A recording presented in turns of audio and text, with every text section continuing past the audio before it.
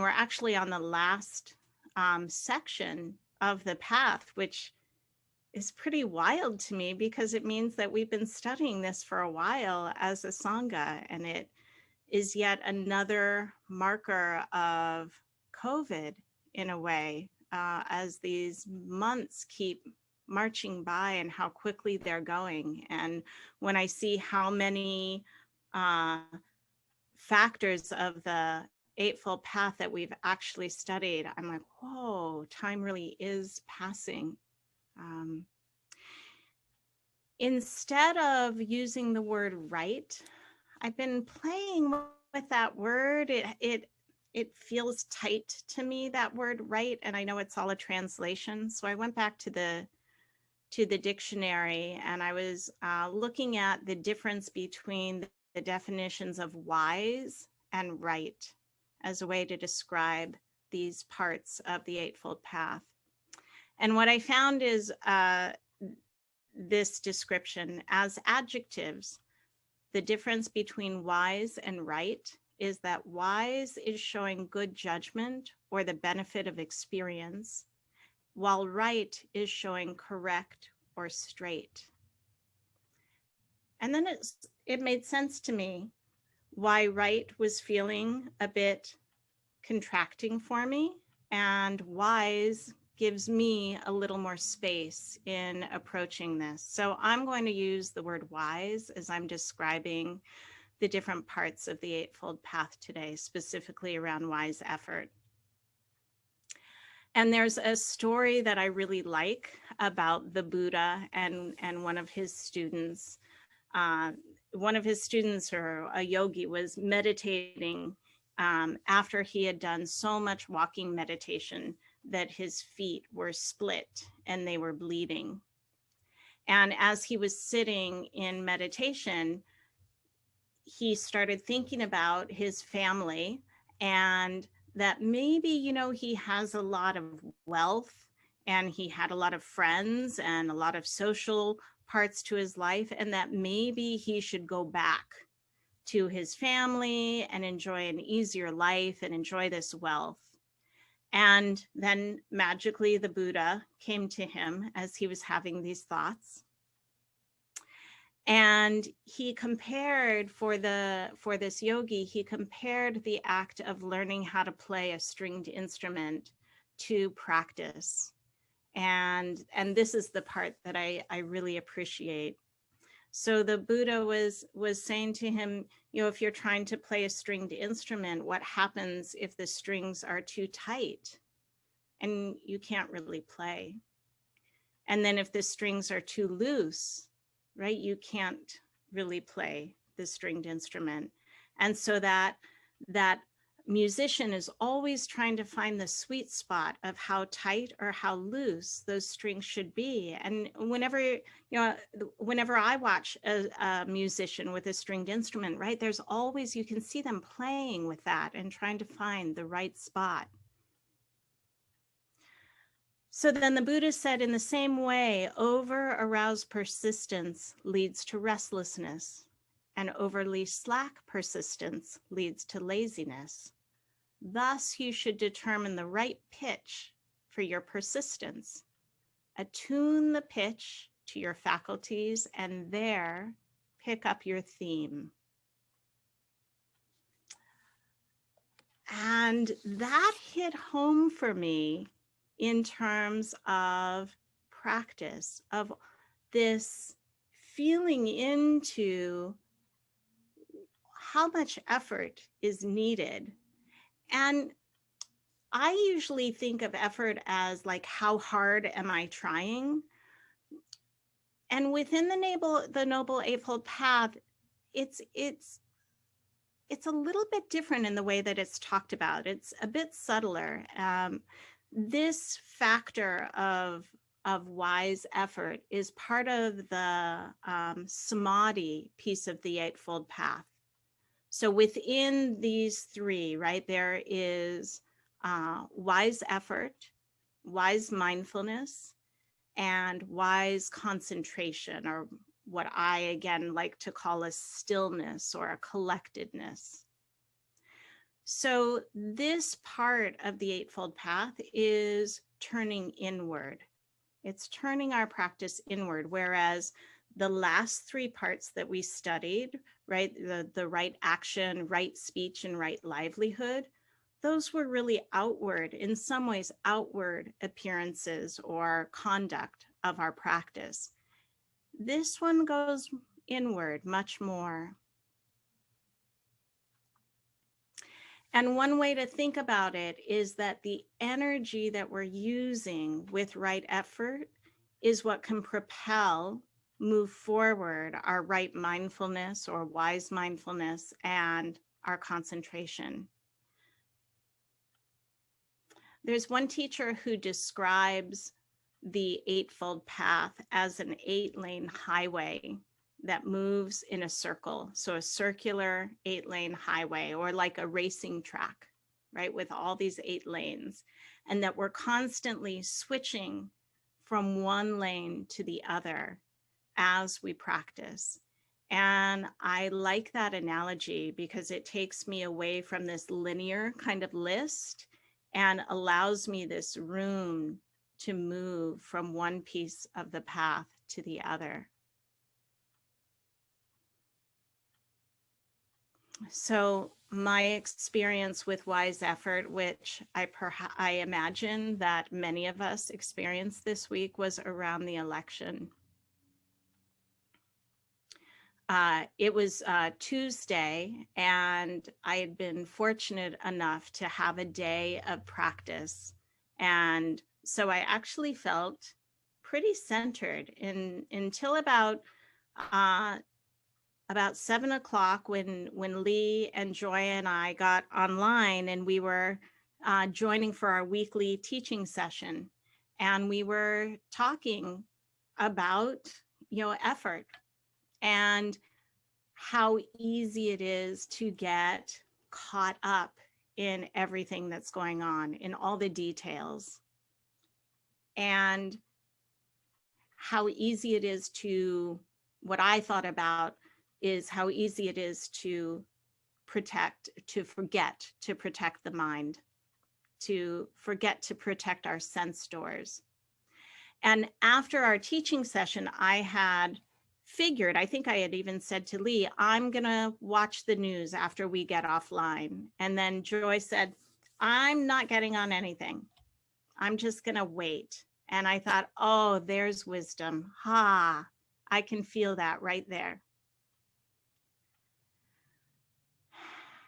It had not even occurred to me to not look at the news on Tuesday until Joy said it, right? I hadn't looked at it all day, but that night I was like, I have to look. And then when she said that, I was like, there was this big door, and I was like, oh, I don't. And so I slept really well on Tuesday. I went into Wednesday, and my family started kind of texting, my extended family, and I said, nope, I'm not going there. I'm not getting on. And a little bit later in the day, one of my sisters gave me just a tad of information, and I felt like, okay, that's all right. I can hold that. It's not too much.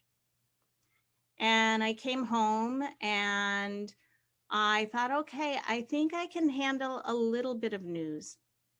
And so I did that. I turned on the news for about an hour, which I rarely watch the news. And I stayed away from the extreme stations, either extreme station. And I just went kind of to the middle road, the middle path. And when that hour was up, I turned it off, and there was this one little piece in my head that was like, oh, one of the states is going to be finished counting tonight. So maybe by tomorrow morning, I'll know. I did go to sleep with that. So I woke up at 3 a.m., which is very common for me. And I immediately woke up with that activation. And in my grogginess, not kind of watching my mind, I went straight to my phone and said, oh, if I just find out if that one state has been counted, I'll be able to go back to sleep. And so I looked. I think I must have been on the phone for a minute or less. And of course, nothing had changed, right? There was no more information, but my whole body was activated. I literally spent the next like hour and a half practicing formal practice so that I could find some centeredness again. And I noticed that I needed really strong anchors because there was so much activation in this body. And I laughed at myself because I was like, this is a great example of why unskillful effort. So one of the ways to play with understanding wise effort is there's something within this that is called the 4 endeavors of wise effort. And the language is very formal around it. And so I'm not going to go into the formal language, but I'll explain how I understand it. When there is wholesomeness around, so the first endeavor, and I'm doing them out of order because the way it's done in the teachings is they start with when unwholesomeness is around, but I'm going to start the other way and talk about when there is wholesomeness around. So and I'm going to describe wholesomeness as sweetness, as something that is pleasant. So when that is around, this endeavor says, do what you need to cultivate it and maintain it. So it's not talking about clinging, but it is talking about, to me, savoring. So if I'm feeling spacious and open, then to really recognize it and to cultivate that, to really extend it. The next endeavor is if there isn't wholesomeness around, or if there isn't sweetness around, then find a way to bring it around. So if I'm walking in kind of a neutral space, right? If I'm in a neutral space and all of a sudden I wake up to mindfulness and I go, oh yeah, there's this beautiful day outside. And I allow that to sink in and I allow that to savor, then that's a way of bringing the wholesome around. So I'm in that kind of neutral or mindless place. I come to a mindful place and I'm like, okay, let me bring some wholesomeness around. Now, on the flip side, when there is unwholesomeness or unpleasantness around, find ways to release it. That's what the next endeavor says. So this is where we can pause. This is where we can breathe. This is where that night at 3 a.m, what I was doing is finding some anchors that would provide me with refuge. So one of the things that we do when there is unwholesomeness around, right, is to just first see it, recognize that it's there. That's our first step. And then can we hold it kindly? And do we need to, in that moment, back away from it? Do we need to find a way to stabilize with it? Because if we go into overwhelm, that's not really going to help us either. Then we're practicing more unskillful or unwise effort.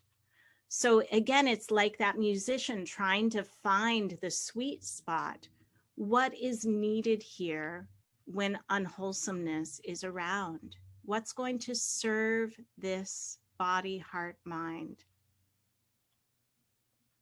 And then this last endeavor is if unwholesomeness is not around, don't invite it in. Don't invite it in.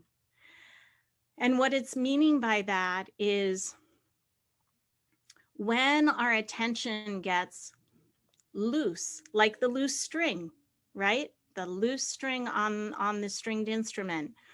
When we're practicing in that way, or we're just going about life and the string is loose, then we are more prone to unwholesomeness coming in. And so again, it's this idea of being like protecting our sense doors in some way, of being just a little bit protective of our system. Another way to think about that is that sometimes, and I find this for me when I'm practicing formally, that my attention gets really casual. I get sleepy, right? That happens. And it's in those moments of sleepiness that kind of slightly aversive sense can come into practice. And so if I can see that early on, then I can again go to that pausing, stabilizing, being with it kindly. So these endeavors, they work together with each other. But it really is about, I think about it of protection and cultivation, protecting our system.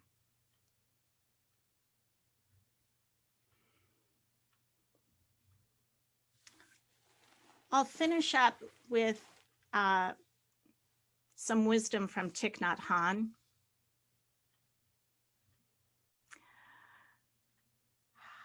I just love what he says here. And I think about it in relation to what our country is going through right now. When I see the graphics on TV of the election, right? There's red and there's blue. There's always two sides. I mean, many more sides, but everything is put into sides. Which side are you on? And I use that word as well. And I notice that word, which side, is an immediate othering. It's an immediate way of separating me from other people who have different views from myself. And I don't think it's easy to get past that by any means. And that's why I love so much what Thich Nhat Hanh says. He says, if we align ourselves with one side or the other, we will lose our chance to work for peace. Reconciliation requires understanding both sides in order to bring about peace. Reconciliation requires understanding both sides to bring about peace. And I think about that no matter who wins this election, we still remain a very divided country. And how do we find, and I don't have the answer, but I go back to the teachings where the question is actually more important than finding the exact answer, because the question is what brings us up to what's uncomfortable, right up there. How do we find a way to get close to what's uncomfortable in how we are with other people's views, so that we can find some semblance of peace? And in the end, it all goes back to ourselves. It all goes back to our inner world and finding that middle way. And so one of the Trungpa Rinpoche, this is how he describes it, and this is how I'll end our talk. Suffering is mind turned out, lost in its projections. Nirvana is mind turned in, recognizing its true nature.